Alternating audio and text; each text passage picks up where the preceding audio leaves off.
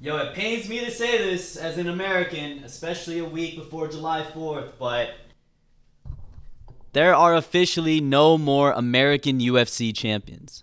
There really hasn't been an actual American UFC champion in these last couple of months, considering Jon Jones wasn't fighting for a very long time, really wasn't the actual heavyweight champion, and the time he did fight and defend the belt was against a 42-year-old Stipe Miocic. The last American champion was Chicago native Bilal Muhammad, who just lost to Australian Jack Della Maddalena a couple months ago. But with the Duck, Jon Jones officially retiring on Saturday, meaning he is no longer the champion, and subsequently Tom Aspinall becomes champion, there is now officially no more American UFC champions.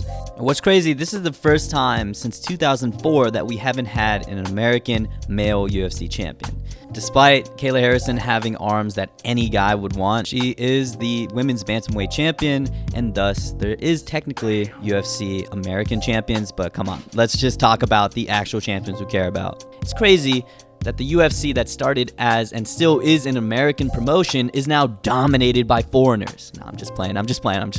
But seriously, I understand that the UFC was founded really by Rorion Gracie, who is Brazilian, but this promotion really was built in America and was promoted by Americans, and the first batch of champions and a lot of the champions up until now were American. So for a long time, America did have the lead in the MMA world, but have definitely lost that lead and is falling behind Brazil, nations in the Caucasus Mountains region, and really the rest of the world. And actually, it's not just the champions, it's actually all American UFC fighters. Let's look at the rankings and the top contenders real quick. Starting with flyweight, as good as he is, I don't think Brandon Royval can get over the hump of Alexandre Pantoja, as he's lost to him twice now and now has Joshua Van from Burma to deal with. I'm sure we all know what's happened with bantamweight and Sean O'Malley, as this dude got smashed even worse in the second outing, and I don't think Sean will ever get the chance to get the belt back, as Umar and a new and improved Petr Yan are at the top of the list as well. Featherweight is dominated by Volk and the Aussies at the moment, and the real contenders of this division are probably Movsar Evloev, Diego Lopez, and probably Jean Silva now. A new lightweight champion is coming tomorrow, and I'm super excited, but that champion is coming from Georgia or Brazil. And no matter who wins, there's practically no American in the lightweight rankings that can defeat either guy.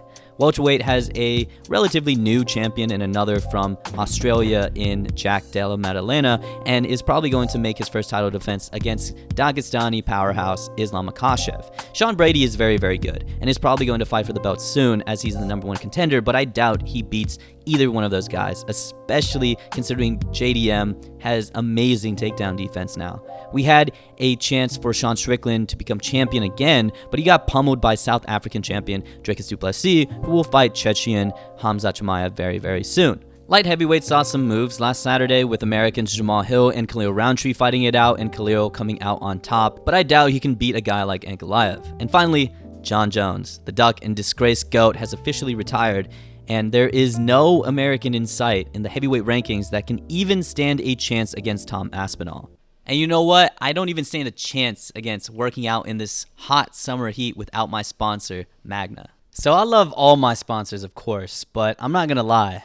Magna has been one of my favorites, as I've used them pretty much every single day, especially after workouts, as they are a triple magnesium formula, jam-packed with electrolytes that help me with my focus, my energy, but most importantly, my recovery. So I know what you're thinking. You've heard that magnesium helps you with your sleep, but it also is just an important electrolyte in general that helps, again, with recovery, energy, and focus. And what I especially like about Magna is that, yes, it's jam-packed with electrolytes, but it just has the right amount of sodium and potassium, so it doesn't feel like I'm being absolutely bloated. And even though it tastes really good and actually pretty sweet, it has zero sugar. So it tastes good, but you're also, again, not bloated. So if you want high quality recovery, a great tasting drink, and also something that is jam-packed with magnesium and electrolytes that can benefit you a lot, you can go to drinkmagna.com and use code TJLovesFights. You can click the link down below, or you can scan the QR code on the screen to get 15% off your first order at Magna.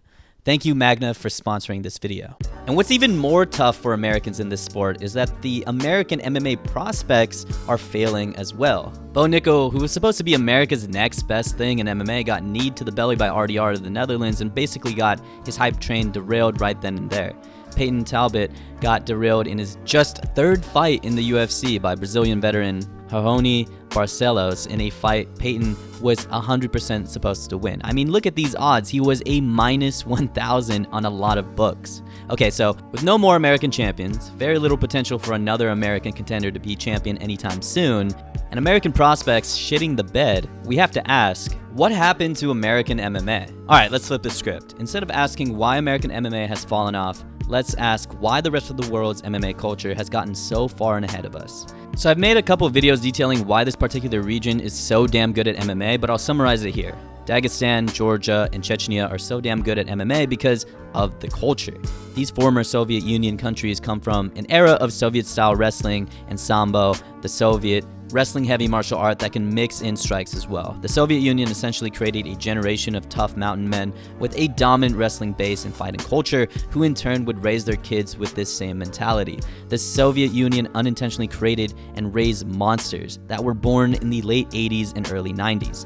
Islam Makhachev, Merab Dvalishvili, Magomed Ankalaev, Ilia Topuria, Hamzat Chimaev, Shavkat Rakhmonov, Arman Tsarukyan, and practically everyone in the UFC whose name ends in a V are a product of this generation.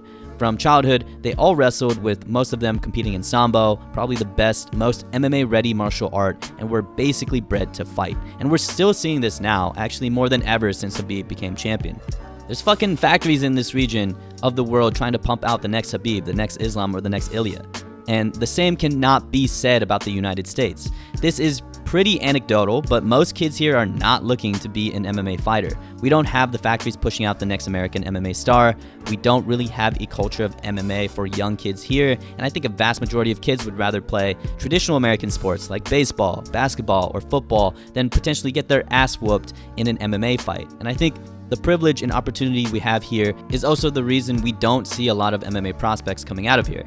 I talked about the Caucasus Mountains region a lot, but Brazil is equally pumping out MMA champions and stars on the regular. Since the Gracie family took over the scene, they put Brazil onto MMA, and since then, they've obviously produced some amazing champions and talent. And what Brazil and Georgia and Dagestan and Chechnya all have in common is that the fighters coming out of there are typically coming from very poor regions of a third world country. Favelas, mountains, poor villages, and really anyone outside of Arman who's coming out of a fucking yacht. These guys came from pretty poor environments. So as soon as the kids in these regions see someone who looks like them and came from the same neighborhood as them, see them become champions, it completely changes the culture. These champions have created a next generation of kids wanting to be like them, and thus the factories come through. I think the most important thing to note is that these kids are starting with an MMA base. Like I said before, a lot of dominant champions from the Caucasus Mountains region are starting off with a very MMA-ready base in Sambo, but also Brazilians are usually starting off with elite jiu-jitsu and can become very deadly strikers because of the MMA culture there. I mean, did you guys see the embedded video the other day? They're pumping out the next Pantoja, which is very different with how Americans are coming onto the MMA scene. Pretty much all American UFC fighters are very one-dimensional, either pure strikers or former collegiate wrestlers that eventually transitioned to MMA. On one side, you got the Sean O'Malley's and the Sean Stricklands. Very good strikers, but pretty much get ran through by guys that are grapplers or just simply more well-rounded. And then on the other side, you have the Justin Gaethjes, Michael Chandlers, Bo Nichols. They have a strong wrestling base and pick up okay striking, usually mixed with crazy power, but often they can't mix it as well as the rest of the world. Right now, I can't really name a well-rounded American UFC fighter, period. Just look at the pound-for-pound list right now. Dagestani, Georgian, South African, Dagestani, Australian, English, Brazilian, and then finally American. Max Holloway is very, very good, but just not well-rounded, and of course gets outclassed by Ilia Topuria and Volk. We are just not producing the same amount of well-roundedness and skill as the rest of the world. I mean, this could be conjectured, but I would imagine the Americans that started with striking or the college wrestlers who transitioned to MMA had really no intention of becoming UFC fighters when they started out. A lot of young talent that we're seeing from the Caucasus Mountains region, like Ilia Topuria and Arman Tsarukyan, started their MMA journeys relatively young with the intention of making it to the UFC. So, the next question is, can America come back? Can we see another American UFC champion? It's a weird chicken and the egg situation. On one hand, you need well-rounded MMA talent coming from the younger generation to eventually have them go into the UFC and become champion. But a generation to be well-rounded needs a culture to be established by an existing American champion to show other American kids that it's possible. So we're kind of at a standstill, right? I don't know which American contender has the best chance at being champion right now. Again, Justin Gaethje, Royval, and Sean Brady will maybe fight for the belt in the near future, but do any of them have an actual chance at becoming the champion? Not really. Unless we see some crazy upset by an American, I really don't think we'll see an American champion in the next 3 or 4 years. So anyways, what do you guys think about the American MMA scene currently? Do you think we're going to see an MMA champion coming out of America again? And how can the United States of America keep up with the rest of the world? Anyways, thank you guys for watching and always supporting, and I'll see you in the next one. Peace.